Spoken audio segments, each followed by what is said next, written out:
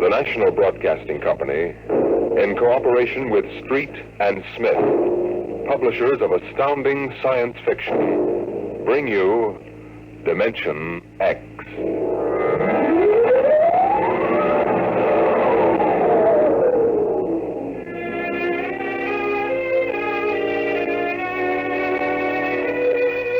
My name is Donald Hasten, private investigator. Maybe you heard about me. I cracked the Turner kidnapping back in 1946. It wasn't very hard. I paid off a few stool pigeons and went right to the hideout. It did my reputation a lot of good, though. Enough good for me to be called into the mayor's office down at City Hall to see Big Mike Flaherty himself. Well, sit down, Hasten. Sit down. Thanks. You'll have to forgive me for speaking so low. That's a bad case of laryngitis. Yes, it is. Hasten, I've been a fool. You didn't get to be mayor of a city like this by being a fool. Well, you know, Hasten, when you get old, you want to believe a lot of things. You want to believe so hard that sometimes you throw your common sense right out of the window. You get hardening of the cranial arteries to become stupid. Well, what's the pitch, Mr. Mayor? You didn't call me in to discuss the philosophy of growing old gracefully. Hasten, I want you to do some investigating for me. Naturally, it must be confidential. This is a confidential business. All right. Yesterday, a man came into this office and sold me a vial of radioactive water that he called the elixir of life. It's supposed to cure you of any disease and keep you healthy enough so you live 100 years. It's none of my business, Mr. Mayor, but how much did you drop on this gold brick? It's about $50,000. You don't seem the type somehow. And come a little closer, Hasten. I'm going to tell you something my political opponents would give their right arms to know. This isn't laryngitis. It isn't? It's inaccessible for surgery. X-rays would be dangerous. How much time I have left, I don't know. But I live like a man who's going to the chair. Hasten, if I want a vacation, I pack up and go. If I want a drink, I take one. If somebody comes to me with a vial of liquid and says it'll keep me alive, I think twice before I throw him out as a crackpot. What do you want me to do, get your money back? No, the money isn't important. You mean if the loyal opposition got hold of the story, they could use it against you? That's part of it, Hasten. However, you don't have the whole picture yet. Shortly after I bought the stuff, I received an anonymous phone call. I was warned not to take it. I was told it was poison and would kill me in a matter of seconds. Ah, the plot thickens. Now, you can appreciate my position. I feel like a man who can either save his life or destroy himself by taking that stuff. Well, the phone call might be a hoax. Yes, and so might the elixir of life. Yeah, very likely. What do you want me to do about it? Investigate the man who sold it to me. Find out who's behind him, what he knows, where he goes. Nothing else, I want that 50 grand back. What's in it for me? $1,000. If he's on the level. 10% if you get the dough back. Deal? Deal. Here's the vial. And here's his card. Uh-huh.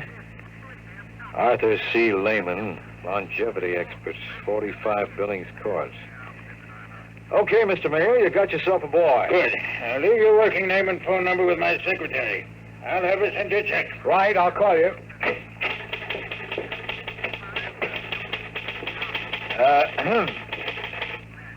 You were in there a long time. How'd you make out? Swell. I bought the outer drive for only $10 and the cost of mailing. That's kind of high. Last week we were selling it for only $5. I'm sorry. I've been listening to too many detective programs. It isn't polite to stare. I was just wondering what your name was. Sign on the desk says Katharina Cooper. I'll call you Kathy. Oh, I'm supposed to leave my name and phone number. Go ahead. The name is Donald Hasten. But then you knew that, honey. You've been listening to the mayor call me by it for the last half hour. You forgot to shut off the intercom switch. Big Mike's getting kind of careless, isn't he?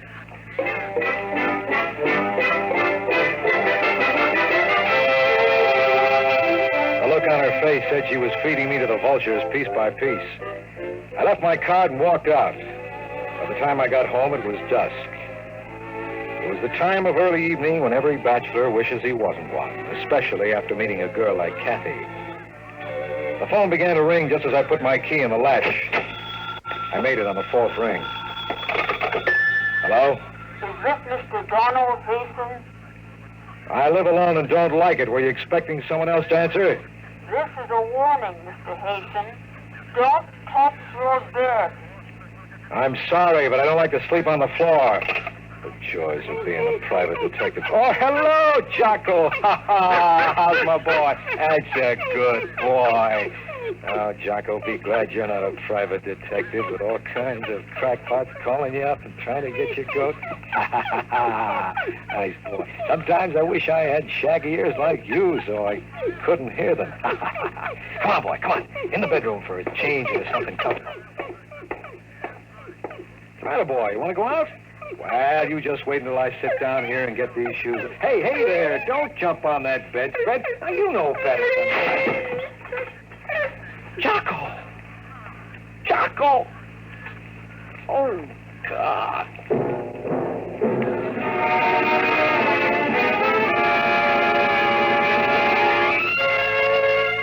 The bedspread closed on him the way a Venus flytrap closes on a fly. When I looked more closely, I saw that the bedspread had silvery threads of fine spring steel woven into it. It had been set like a bear trap to spring shut and strangle anything that touched it. Somebody wanted to get rid of me pretty badly, somebody to whom I had suddenly become very dangerous. Instead, they got Jocko. My poor little Jocko. I decided to take a fast drive over to Billings Court to see Arthur Lehman, longevity expert. Well, what? I'm looking for Mr. Lehman's office. I'm the janitor. You didn't need to explain. He isn't in. Mr. Lehman isn't in. I just said I was looking for his office. Oh, a detective. No, I'm really a vacuum cleaner salesman. I just had these credentials printed up for fun. Here, buy your wife a muskrat coat. I can't take any money. I'll just keep this till it's spent. What floor is it on? Up those steps, rear. Thanks.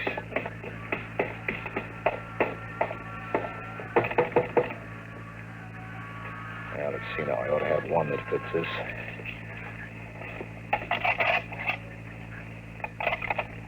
There we are. Now, there should be a light switch somewhere. Let's see if I can... Perhaps I can be of assistance. Looking for someone? Mr. Lehman? Yes. The janitor told me you weren't in, so You picked the lock. Yes, I hope you don't mind. Not at all.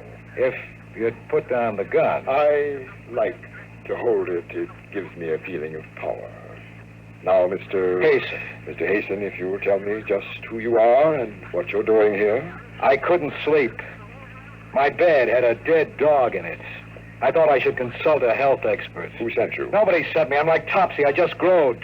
I'd like to keep on growing, Mr. Lehman. I don't like people trying to kill me.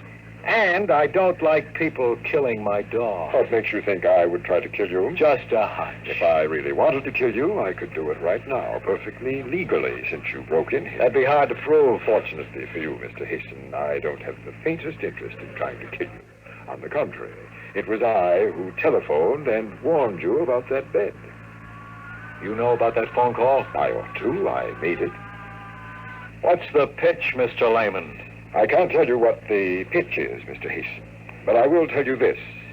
Give that vial of liquid back to Flaherty and let him cure himself. Or poison himself. Sure. Look, Mr. Lehman, I wasn't born yesterday. Don't give me this elixir of life stuff. There ain't no such thing. And don't try to top me off this case by pretending you're on my side. Mr. Hasten, I warn you, you're playing around with something much too big for you to handle. That vial is the only one of its kind in existence today. The liquid it contains will cure Flaherty if he drinks it. You know, I've seen lots of carnival men peddling flukum and ink sticks, but you're good. You almost convinced me. Almost, but not quite. You're a very stubborn fool, Mr. Hasten. Give back that 50 grand and I'll become very unstubborn. I have a suggestion. I'll bet you do. Why don't you siphon off the tiniest drop of that elixir and have it tested on, say, a rabbit? Then, if it's non-poisonous, you can go back to Flaherty and have him drink it. And while we're proving it's Carmel water, you're on a fast boat to outer Mongolia with 50 G's. Come with me. Where to? A reputable biological laboratory, any one you choose. Suppose I don't want to play. Then I'll kill you. You will feel my gun against your side, so don't try anything.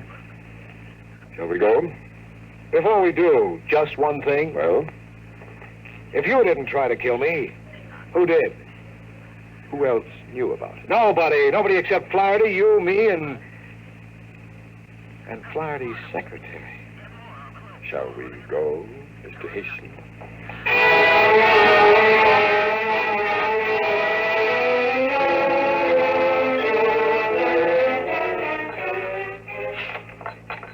Oh, yes. I believe I could make such a test. Of course, we'd mean injecting at least a cc into an infected guinea pig. Then we'd have to wait and do a biopsy. How long would it take? 24 hours at least. Okay, how much? $50. My friend will pay you. Your friend? Yeah, the gentleman will... Holy jumping sunfish. Sir? Look, you saw me come in with a guy just a minute ago, didn't you? Yes, sir, but he left when you started talking to me. Isn't that just dandy? Is something wrong? No, nothing much. You know what Barnum said about one being born every minute? Yes, sir. Well, he was talking about me. But I better get going. Yes, sir. Oh, sir, what about that test? Okay, I suppose you might as well do it just for laughs. Send the report on the bill to Donald Hasten, private investigator, Cater Building. Yes, sir.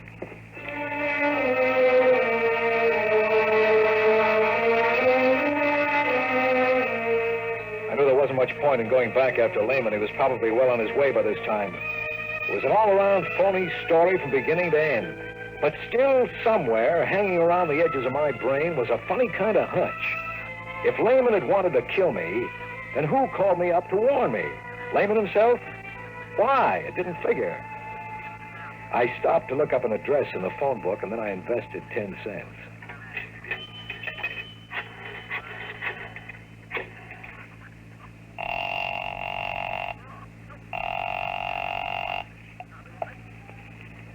Hello? Kathy, Yes? this is Sherlock. Oh, I'm glad Glad? that you called. I wanted to apologize to you for eavesdropping this afternoon. Why don't you do it over a cup of coffee? I have to talk to you. It's very late. We'll sleep late tomorrow, please. All right. Where will I meet you? There's a coffee shop near your place. I'll be there in 15 minutes.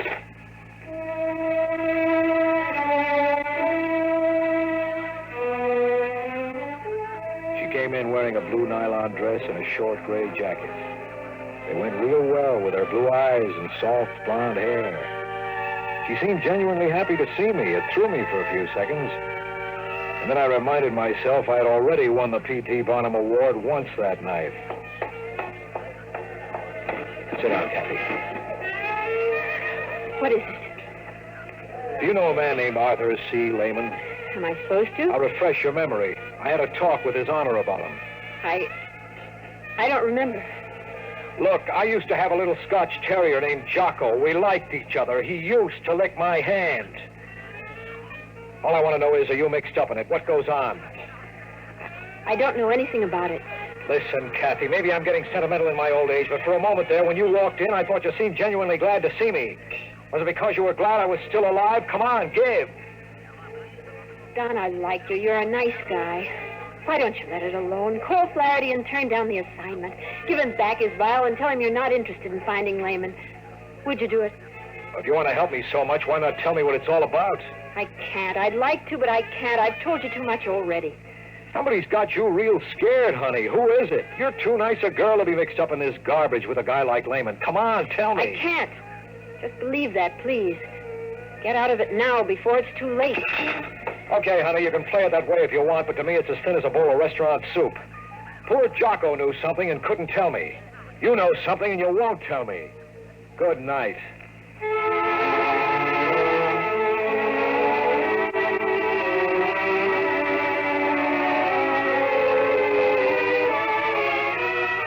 I didn't go home.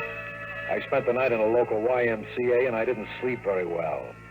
It went around and around in my brain like a squirrel in a cage, but it didn't add up to anything when it came out.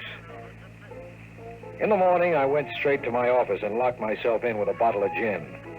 By 10 o'clock, I had decided to quit the job, but before I could call Flaherty and tell him, the phone rang. Go ahead. Mr. Hasten? You got it. This is Dr. Gregory in the Bayside Biological Laboratory. If you want the money... It isn't about the money. What's up? Mr. Hasten, do you have the formula for that serum you gave me? No, I know a guy who might, but he's in Outer Mongolia by now. Why? Well, I've never seen anything quite like it. I don't know if it was just a freak of fate or What happened? Well, that pig, that diseased guinea pig, Mr. Hasten, well, it completely recovered in 12 hours. Not only that, Mr. Hasten, but there is not a trace of the malignancy. That pig looks healthy enough to live another 100 years.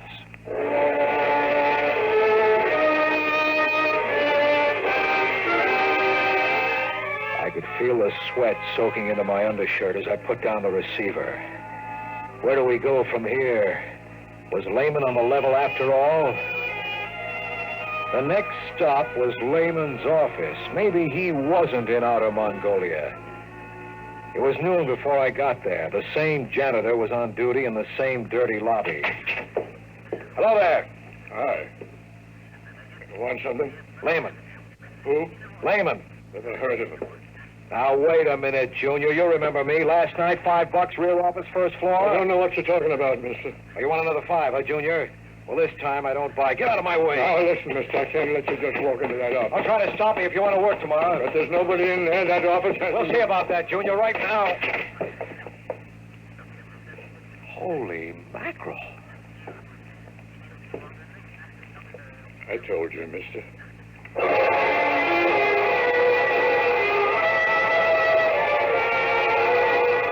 The room was bare. There were caps on the electrical outlets. Everything in the room was covered by a 6 weeks accumulation of dust that was undisturbed except for the footprints of the janitor and myself. Yet yesterday there had been a rug, telephones, desks, chairs, file cabinets. I checked the door number. 1B, that was it, all right. Then I checked the janitor. He was standing there just looking stupid. But he looked a little too stupid. I figured I could make him talk, so I tried an old trick. I reached inside my hat band, took out an ordinary pin, and jabbed him hard on the arm. Hey, Al! What's the big idea, mister? Sit down, Junior. Sit down over here on the window ledge. Okay. Now, listen, I don't know anything. Maybe you saw something like this in the movies, Junior. There's this guy, see, a killer. And he sticks another guy with a needle that has a slow poison on the end of it, like I have, right in this little glass vial. See it? And only this killer has the antidote. If the other guy doesn't talk, it's curtains in 1 minute. If he does, the killer will give him the antidote. Okay, Junior, talk. Well, I don't believe you. There's no poison in that pin. It's a joke. It's up to you, Junior. Don't you feel something different, though? Feel your heart speed up a little from the poison? Now, listen, I don't know anything. It makes you sweat, too. When it reaches the brain, that's when it really begins to work. You got 30 seconds to spill. Otherwise... Please. 25 seconds. Okay. He was here. He gave me $100 to forget it. He rented the office only a couple of days ago, and then last night he said he was moving out. Said I shouldn't mention to anybody that he'd been here. And our lady was gone. Files, furniture, and all. Don't know how I moved all that stuff out so fast. Now, that's all I know. Honest, that's all I know. Now, for God's sake, mister, give me that stuff. Don't let me just croak. I feel it in my blood. Relax, Junior. There was no poison. You're all right. A trick. Yeah, a trick. Thanks for the information. A trick. He tricked me.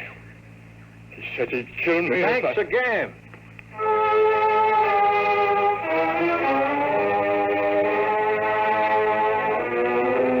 There was Mr. Hasten again, right back on the horns of ye old dilemma. The only thing I knew for sure at this point was that the serum was apparently not poisonous. And since my client was most concerned with that, I made my next stop the office of His Honor, Mayor Big Mike Flaherty. I had the vial in my coat pocket. Hello, beautiful. Oh. I want to see His Honor. He isn't in. I'll go into his office and wait. You can't. But I can. Come on in. I want to talk to you anyway. Please. Come on. Shut the door, huh? No? Okay, I'll shut it. Now sit.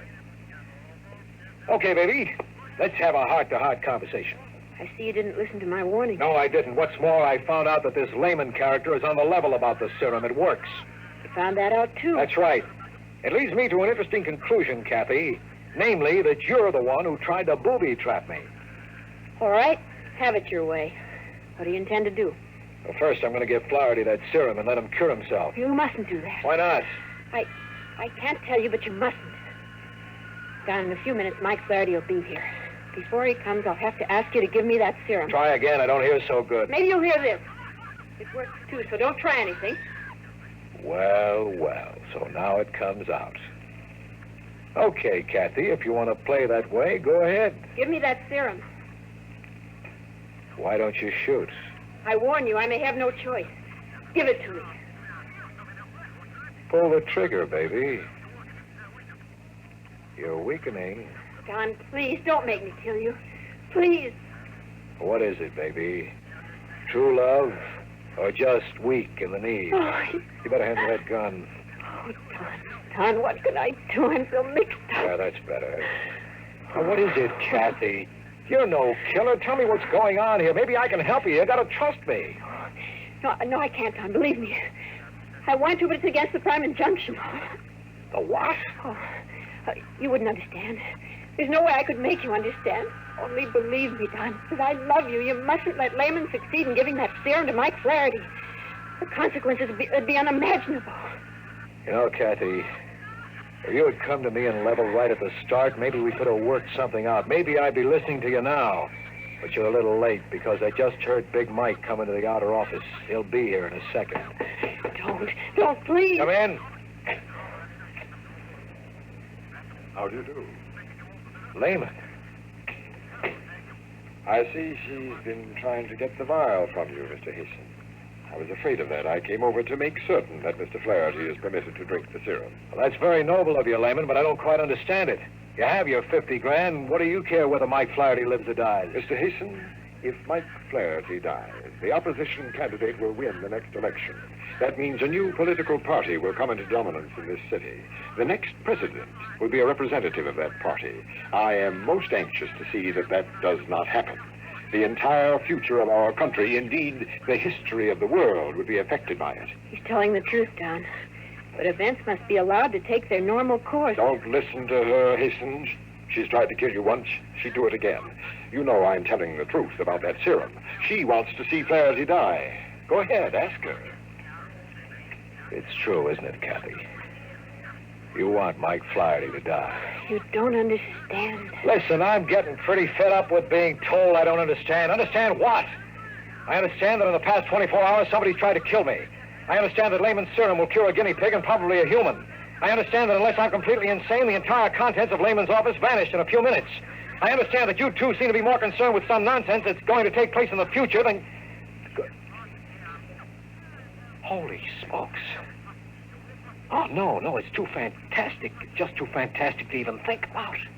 Something troubling you, Mr. Hasten? Perhaps I can help you. Perhaps you can, Lehman. I'm going to ask you just one question. Very well. When are you from? That does it, doesn't it, Mr. Lehman? I've guessed your game. I'm afraid you have, Mr. Hasten. I am, as you surmise, a traveler from the future. And since you've stumbled upon it, perhaps Miss Cooper here would like to fill in her part of the story. But before she does, up your hands, both of you. Higher. Don't move. I'll take that gun, Mr. Hasten.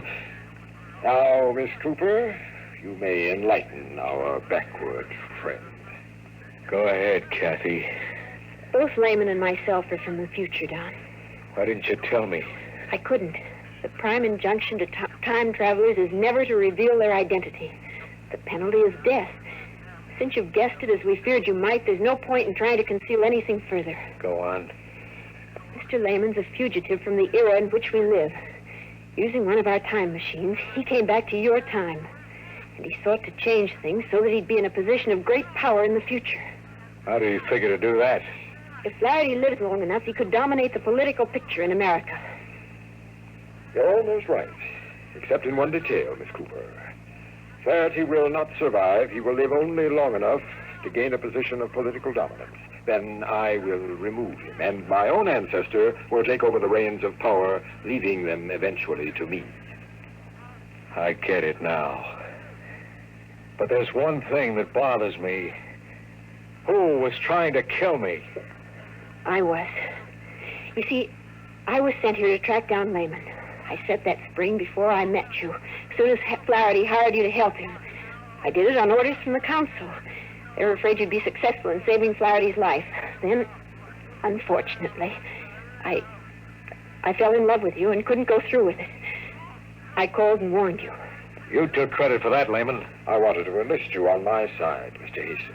However, it makes little difference at this point, since you know the entire story. I have little choice now. Do you think you can get away with this? I believe I can, Mr. Hasten.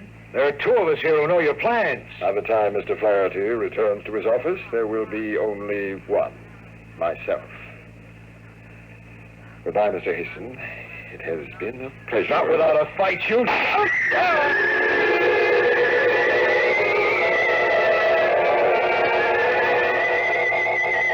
Not many people know how it feels to be shot in a forest. I saw Kathy jump toward the desk and push a button I hadn't noticed before. I remember a thud as if I'd been sandbagged, and then watching in amazement as the crimson spread down the front of my shirt. Then there was a loud roaring noise and everything went black. I died. Don't try to move, Don. Don't move yet. It'll take a few minutes for you to feel like yourself. What? Holy jumping sunfish. I'm sitting in Flaherty's office. The blood. There was blood on my shirt, and it's gone now. Here, drink this.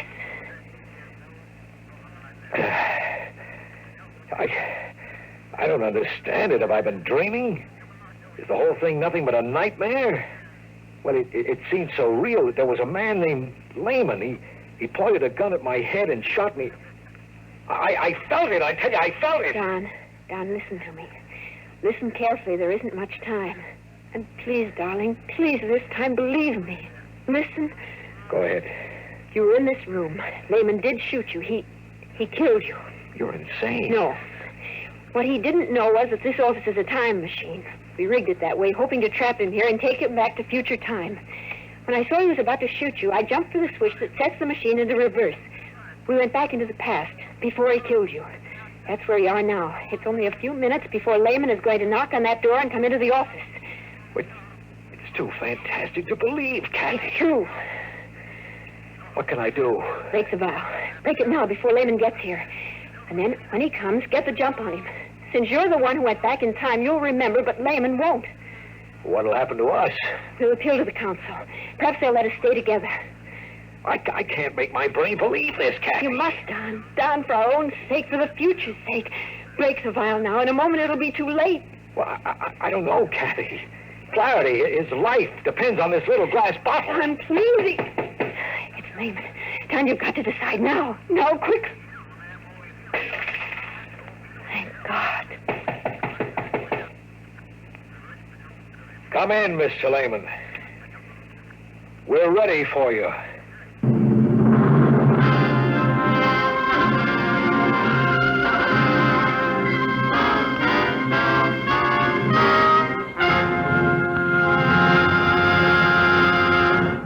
You've just heard another adventure into the unknown world of the future.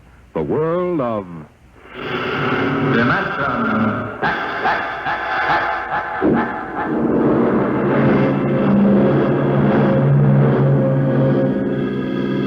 Dimension X is presented each week by the National Broadcasting Company in cooperation with Street and Smith, publishers of the magazine Astounding Science Fiction.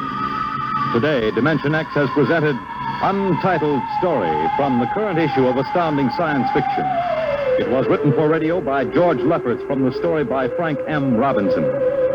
Featured in the cast were George Petrie as Hasten, Anne Sargent as Kathy, Bernard Lenrow as Lehman. Your host was Norman Rose, music by Albert Berman.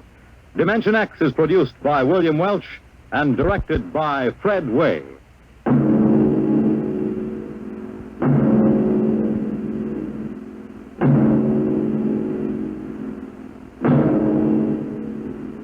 Dragnet, the story of your police force, is next on NBC.